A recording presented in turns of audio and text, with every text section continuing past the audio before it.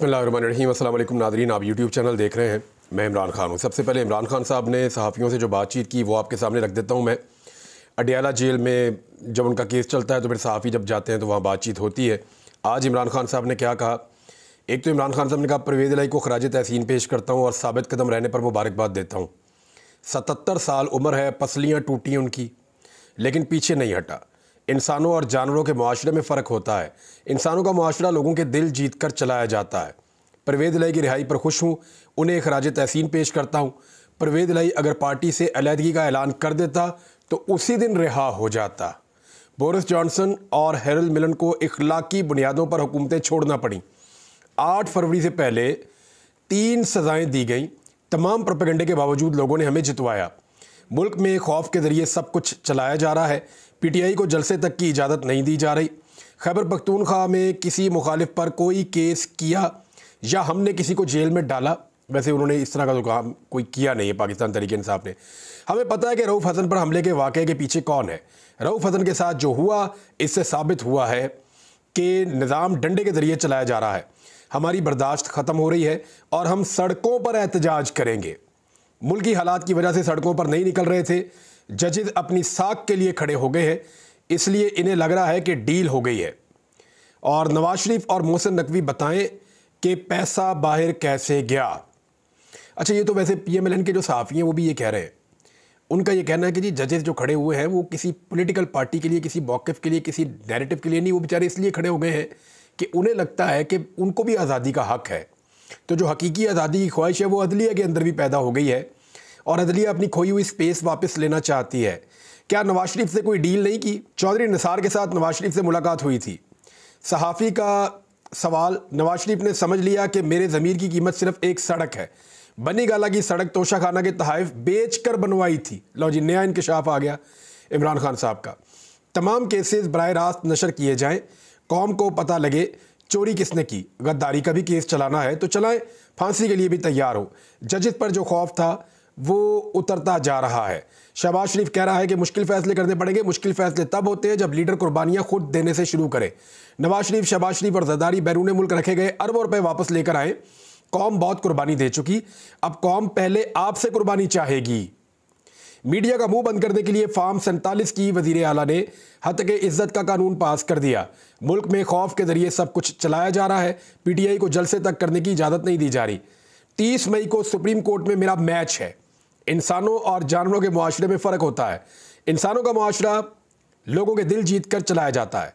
America को इजाज़त है कि वो हुकूमत गिरा दे, मुझे ये इजाज़त नहीं कि मैं अमेरिका की साजिश को बेनकाब करूँ। मेरे पाकिस्तानियों, इस फस्ताई निज़ाम के खिलाफ जंग आखिरी मरहले में दाखिल हो चुकी है। मैं अपने तमाम पार्टी वर्कर्स और अवाम को कहता हूं कि आप तैयारी कर लें, मैं जल्द सड़कों पर निकलने की कॉल दूंगा। यह है जी इमरान खान साहब का मौक़िफ़। एक चीज़ और है जो इमरान खान साहब ने कही है और वो बहुत इंपॉर्टेंट है। उसका जो यहाँ तो एक जुमला सिर्फ था कि मेरा 30 तारीख को मैच है सुप्रीम कोर्ट ऑफ पाकिस्तान में। अब ये जो मैच है इमरान खान साहब का सुप्रीम कोर्ट ऑफ पाकिस्तान में और पूरा पाकिस्तान इस मैच को देखना चाहता है, इस पर बैरिस्टर गौर साहब ने भी कहा है। उन्होंने कहा कि इमरान खान ने कहा मैं सुप्रीम कोर्ट में अपना मुकदमा खुद लड़ूंगा। हम नहीं चाहते कि मुल्क में किसी किस्म का इंतशार हो। इस ज़्यादती का अदाला होना चाहिए जो ज़्यादती हुई है रऊफ़ हसन साहब के साथ, उस पर भी इमरान खान साहब ने बात की। इसकी मुकम्मल हर ज़ाविये से तहकीकात होनी चाहिए और तहरीक इंसाफ ने कहा कि इसके अंदर दहशतगर्दी की दफ़ात भी शामिल की जाए। इक़दाम कत्ल की दफ़ात शामिल हो गई हैं। मैंने आपसे कल ही कहा था कि ये इक़दाम कत्ल है, ये कत्ल करने की साजिश है। वो जिस तरह उसने आदमी ने ब्लेड मारा है जो ख़वातीन के कपड़ों में था, तो वो ब्लेड मारने का उसका जो अंदाज़ था, ऐसा लगता था कि वो गले के ऊपर अटैक करना चाहता है। लेकिन जैसे रऊफ़ हसन साहब नीचे झुक कर पीछे की तरफ हटे हैं तो वो बजाय उनके गले पे लगने पे उनके गाल के निचले हिस्से पे यहाँ पे टच किया और वहाँ पे कट लगा उनको बहुत बड़ा। तो काफ़ी सारे टांके हैं, उनको बड़ा अफसोसनाक है, लेकिन बड़े हिम्मत वाले हैं। आज वो अपने ऑफिस भी पहुँचे और वहाँ उनकी बड़ी अहम मुलाकातें भी हुई, बाद में बताता हूँ।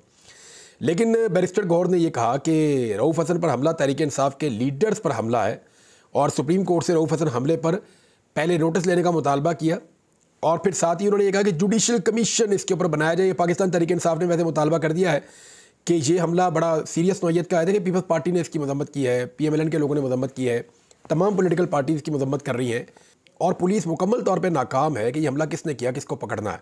तो ऐसी सूरत हाल में पाकिस्तान तहरीक इंसाफ का ये मुतालबा कि जुडिशल कमीशन बनाया जाए, इसको हवा में नहीं फेंका जा सकता, जुडिशल कमीशन बनाना पड़ेगा। अक़वाम मुत्तहिदा का मिशन आया जी, और उसने मुलाकात की इस्लामाबाद में रऊफ़ हसन साहब से पाकिस्तान तहरीक इंसाफ के दफ्तर में। तो जो ख़बर है वो ये है कि गुज़िश्ता रोज़ जो नामालूम अफराद के हमले में ज़ख्मी हुए थे और अक़वाम मुत्तहिदा के वफ़द ने PTI के सेक्रेटेरिएट इस्लामाबाद में रऊफ़ हसन की खैरियत मालूम की और उनसे मुलाकात की। अच्छा, इस बीच में जो है उमर अयूब साहब ने इसके बाद एक स्टेटमेंट दिया। उन्होंने कहा कि एक ब्लेड का हमला रऊफ़ हसन की शहरक काटने के लिए किया गया था और छुरी नमा तेज़ धार वाले आले से इनका चेहरा चीर डाला। कोई बड़ा हादसा होने जा रहा था जिससे अल्लाह ने बचा लिया। रऊफ़ हसन ने बड़ी बहादुरी से सब मामले को देखा है। और देखिए 24 घंटे के अंदर अंदर वैसे बहादुरी की मिसालें तो पाकिस्तान तहरीक इंसाफ ने कायम की हैं। 24 घंटे के अंदर अंदर पाकिस्तान तहरीक इंसाफ के लीडर पहुँच गए अपने दफ्तर में भी। हम्माद अज़हर ने भी अपनी रूपोशी ख़त्म कर दी। PTI के रहनुमा हम्माद अज़हर रूपोशी ख़त्म करके मंजर आम पर आ गए और ये पहुँचे इस्लामाबाद में पाकिस्तान तहरीक इंसाफ के सेक्रेटेरिएट में। 9 मई के बाद से लेकर अब तक ये रूपोश थे, सामने नहीं आ रहे थे और अब तकरीबन 1 साल बाद मंजर आम पर आ गए हैं। उन्होंने कहा, कल मुझे बानी तहरीक इंसाफ का पैगाम मसूल हुआ कि अब आपके बाहर आने का वक्त हो गया है और यहाँ से पेशावर जाकर कबल अज़ गिरफ्तारी ज़मानत लेकर अदालत में पेश होऊंगा। उनका कहना था कि इससे पहले मुझे कहा गया कि तुम पर तशद्दुद होगा, इसलिए रूपोश हो जाओ, लेकिन अब रूपोशी ख़त्म कर दी है। PTI रहनुमा का कहना था कि मुराद सईद समेत अब पार्टी के तमाम रूपोश रहनुमा बाहर आएंगे। हम्माद अज़हर ने कहा कि मैं रऊफ़ हसन से मिलने के लिए आया हूँ, उन पर हमले की मजम्मत करते हैं और हम किसी सूरत नहीं झुकेंगे। अच्छा, पुलिस ने एक छापा भी 12 गिरफ्तारी करने की कोशिश भी की, लेकिन उस वक्त तक हम्माद अज़हर साहब जा चुके थे। लेकिन जब पुलिस ने छापा मारा और गिरफ्तारी करने की कोशिश की तो उस वक्त अक़वाम मुत्तहिदा का जो वफ़द है वो पाकिस्तान तहरीक इंसाफ के सेक्रेटेरिएट में मुबैना तौर पर मौजूद था। तो ये भी कोई अच्छे ऑप्टिक्स नहीं है, दुनिया को बड़े अजीब अजीब पैगामात जो है वो हम भिजवाते हैं। अब हुकूमत इतनी सटपटा गई है मौजूदा सूरत हाल में, क्योंकि अदालतों से जो चीज़ें रिपोर्ट हो रही हैं वो हुकूमत को बिल्कुल सूट नहीं कर रही। हुकूमत बहुत ज़्यादा परेशान है, ख़ास तौर पे जब जजेस खड़े हो गए, स्पेशली हाई कोर्ट्स के, सुप्रीम कोर्ट के, और वो अब खुलकर दबाव के ऊपर बात करना शुरू हो गए। वो बताते हैं एजेंसियों के बंदों के नाम लेना शुरू हो गए हैं, ऑफिसर्स के नाम लेना शुरू हो गए हैं, बात खुलकर करना शुरू हो गए हैं। तो ऐसे में अचानक से पैमरा ने एक ऑर्डर जारी कर दिया है। पैमरा ने ऑर्डर जारी किया है जी, अदालत की जो रिपोर्टिंग होती है वो भी नहीं की जा सकती, यानी जो कुछ भी अदालत के अंदर हो रहा है उसको रिपोर्ट भी नहीं किया जा सकेगा। तो उसको जो press association of supreme court और Islamabad high court journal association का, जो जर्नलिस्ट हैं उनकी एसोसिएशन का मुश्तरका हंगामी इजलास हुआ और उसमें पैमरा की जानिब से 21 मई के नोटिफिकेशन का जायज़ा लिया गया। अदालतों की रिपोर्टिंग करने वाली दोनों सहाफ़ती तंजीमों ने पैमरा नोटिफिकेशन को आज़ादी सहाफ़त, आज़ाद अदलिया के ख़िलाफ़ करार देते हुए मुस्तरद कर दिया। यानी इतना जुल्म तो पहले कभी नहीं हुआ था जिस तरह के कानून मरीम नवाज़ बना रही है। यानी इससे 10% इंटेंसिटी के कानून अगर बन रहे थे PTI के दौर में, तो इन्होंने तो उससे 10 गुना वज़नी और 10 गुना ब्रूटल किस्म के कानून बना दिए हैं, ज़्यादा सख्त कवानीन बना दिए हैं।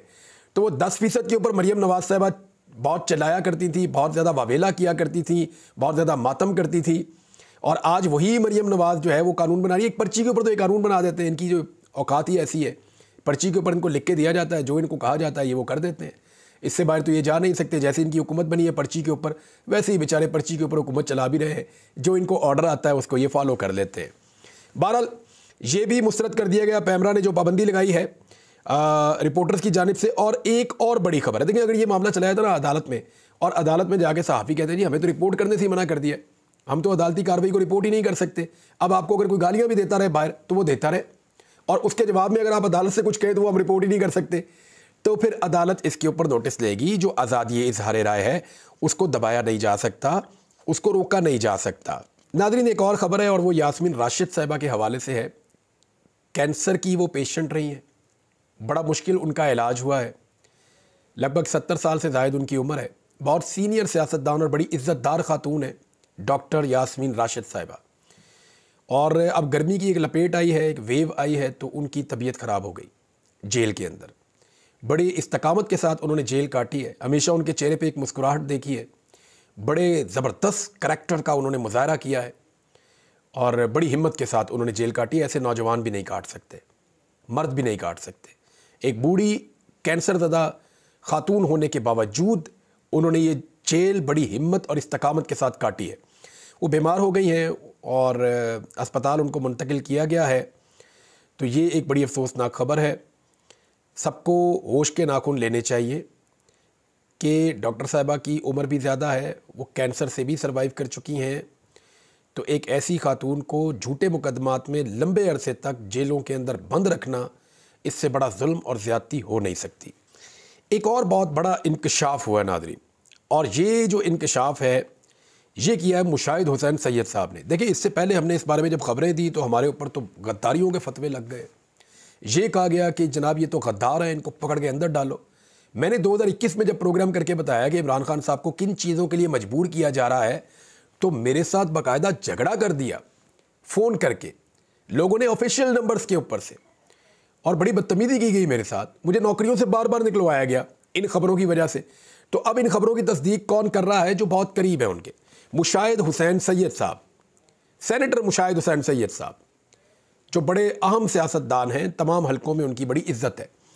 वो ये फरमा रहे हैं कि पिछली मिलिट्री हाई कमान ने, अब वो बाजवा साहब ही थे, कुछ लोग इसको बाजवा साहब लिख भी रहे हैं खबरों के अंदर, उन्होंने कहा जी पिछली मिलिट्री हाई कमान ने अमेरिका को यकीन दहानी करवाई थी कि हम इसराइल को तस्लीम कर लेंगे। बहुत बड़ी खबर है। हम मिसाइल प्रोग्राम पर समझौता भी कर लेंगे। ये जो पाकिस्तान का मिसाइल प्रोग्राम है जो दूर तक जाके अटैक कर सकता है, तो पाकिस्तान उस पर भी समझौता कर लेगा। ये भी मिलिट्री एस्टेब्लिशमेंट ने या हाई कमान ने अमेरिका को यकीन दहानी करवाई थी बकौल मुशाहिद हुसैन सैयद साहब के। 2 यकीन दहानियाँ हो गई। एक, हम इसराइल को तस्लीम कर लेंगे। नंबर 2, जो हमारा मिसाइल प्रोग्राम है, जो हमारा सारा का सारा जिस पे इन्हिसार है, उसको ऊपर भी हम समझौता कर लेंगे। और तीसरी जो बड़ी अहम चीज़ है कि हम कश्मीर को भूल कर हिंदुस्तान के साथ तिजारत भी शुरू कर देंगे। ये बात तो उन्होंने मेरी मौजूदगी में भी की थी, और बाकी बातें भी उन्होंने थोड़ी बहुत घुमा फिरा कर की थी, लेकिन ये बात तो कश्मीर वाली और भारत वाली तो उन्होंने मेरी मौजूदगी में की थी, जिस पे मैंने एक सख्त सवाल भी किया था और रिएक्शन भी दिया था। उसके बाद मुझे फिर दोबारा बुलाया भी नहीं गया था। कोई बात नहीं, लेकिन बंदे को सही बात जो है वो कर देनी चाहिए। अब इस पे जो है वो पाकिस्तान तहरीक इंसाफ ने डायरेक्टली कहा कि जनरल बाजवा ने अमेरिका को पैगाम दिया, और इससे पहले लफ्ज़ गद्दार इस्तेमाल किया, जो उनका ऑफिशियल पेज है उस पर। उन्होंने कहा जी हम मिसाइल प्रोग्राम पर समझौता कर लेंगे, हम इसराइल को तस्लीम कर देंगे, हम कश्मीर का सौदा कर लेंगे। इमरान खान इस मनसूबे में सबसे बड़ी रुकावट थे, इसलिए साजिश करके हटाया गया। ये पाकिस्तान तहरीक इंसाफ ने कहा है कि उस वक्त की जो मिलिट्री हाई कमान थी, उन्होंने क्योंकि अमेरिका को यकीन दहानी करवाई थी और इमरान खान साहब रुकावट डाल रहे थे, तो फिर अमेरिका की ईमा के ऊपर उस वक्त की इस्टेब्लिशमेंट ने इमरान खान साहब की हुकूमत तब्दील कर दी। ये लुब्बे लुबाब जो पाकिस्तान तहरीक इंसाफ इसमें कह रही है। इसी पे जो है वो एक और स्टेटमेंट अल्लामा राजा नासिर अब्बास साहब ने दिया। उन्होंने कहा जी कि NDU में बाजवा साहब ने इसराइल का सफारत खाना खोलने से मुताल्लिक बात की है। मुझे खुशी है इसराइल के ख़िलाफ़ हमारा सेनेट खड़ा हो जाएगा। यानी अल्लामा राजा नासिर अब्बास साहब भी यही इल्ज़ाम जनरल बाजवा साहब पे लगा रहे हैं कि इसराइल का सफारत खाना खोलने के हवाले से NDU में जनरल रिटायर बाजवा साहब ने बातचीत की। अब जनरल बाजवा साहब की ये ख्वाहिशात जो हैं, क्या ये वाकई मौजूद थी? इस हवाले से चंद सहाफ़ियों ने मेरे से बात की थी उस दौर में, वो फिर कभी के लिए रखते हैं, मैं आपको बताऊंगा। लेकिन अभी कुछ और ख़बरें हैं वो आपके साथ शेयर कर देते हैं। किर्गिस्तान से जो तालिब इल्म वापस आ रहे हैं उनके लिए खैबर पख्तूनख्वा की हुकूमत तो काम कर रही है, लेकिन वफाकी हुकूमत लगातार रुकावटें डाल रही है। बार बार फ़्लाइट्स का शेड्यूल जो है उसको कैंसिल किया जा रहा है, और ख़ुद काम कर नहीं रहे, दूसरों को काम करने नहीं दे रहे। हत्ता कि यहाँ तक हो गया कि अभी एक और फ़्लाइट थी, उसका शेड्यूल भी चेंज कर दिया गया। जो बेचारे तालिब इल्म पहले अपने हॉस्टल्स के अंदर महसूर थे, वो अब एयरपोर्ट के अंदर फंसे हुए हैं और बड़े लंबी देर से फंसे हुए हैं। और ये प्रॉब्लम इसलिए क्रिएट किया जा रहा है ताकि वो जो माफिया वहाँ मौजूद है उनको सपोर्ट मिल सके और ज़्यादा तालिब इल्म वहीं रुके रहे।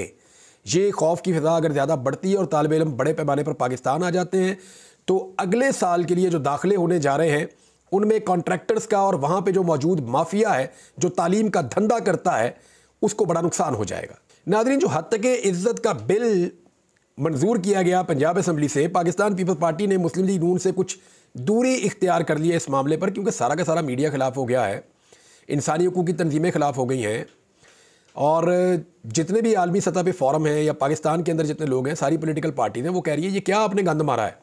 यानी इस किस्म के भी कवानीन बनते हैं जैसे आपने बनाकर रख दिए हैं, ना इनका सर है ना पैर है, और आप क्या सहाफ़त को हमेशा के लिए पाकिस्तान से ख़त्म करना चाह रहे हैं? यानी नवाज शरीफ के तो तरीक़ेकार और था ना, कभी टीवी का दफ्तर बंद कर दिया, कभी जो है वो अखबार का वो जो छीन लिया, कभी किसी नौकरी हटवा दी, कभी किसी अखबार के पेपर बंद कर लिए, कभी किसी का अखबार ही छीन के किसी और को दे दिया।